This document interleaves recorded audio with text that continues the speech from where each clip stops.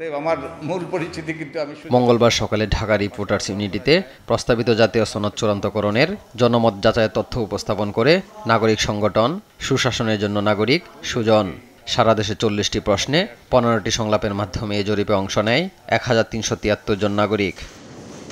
জরিপে উঠে আসে সংসদে পিআর পদ্ধতিতে নির্বাচনের পক্ষে মত দিয়েছেন 71% মানুষ।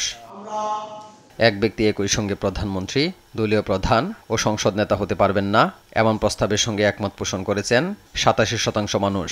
তাছাড়া একই ব্যক্তি সর্বোচ্চ 2 মেয়াদের বেশি প্রধানমন্ত্রী পদে থাকতে পারবেন না এমন বিধানের পক্ষে মত দিয়েছেন 79% মানুষ। কোন বিষয়ে এ সময় সংগঠনটির সম্পাদক বদিউল আলম মজুমদার বলেন, জরিপের তথ্য প্রমাণ করে জনগণ সংস্কারের পক্ষে, সুশাসনের জন্য সংস্কার চায় তারা। আমরা যদি যে একটা গণতান্ত্রিক রাষ্ট্র চাই, যেখানে মানুষের অধিকার প্রতিষ্ঠিত হয়েছে, যেখানে দায়বদ্ধতা নিশ্চিত হয়েছে, যেখানে দুর্নীতি দুর্বৃত্তায়ন অবসান হয়েছে, যেখানে মানুষের সত্যিকারের জনগণের শাসন প্রতিষ্ঠিত হয়েছে, তাহলে এই পদ্ধতি প্রক্রিয়া প্রতিষ্ঠানের আমূল পরিবর্তন করা দরকার, সংস্কার করা দরকার।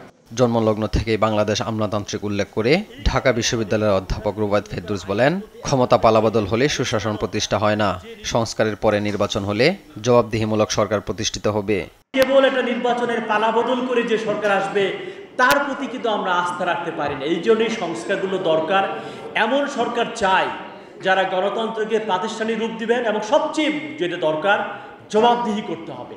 জনমত যাচাইয়ের এ তথ্য বিশ্লেষণ জাতীয় জুলাই সনদ চূড়ান্তকরণে সহায়ক ভূমিকা পালন করবে বলে আশা প্রকাশ করে সংগঠনটি।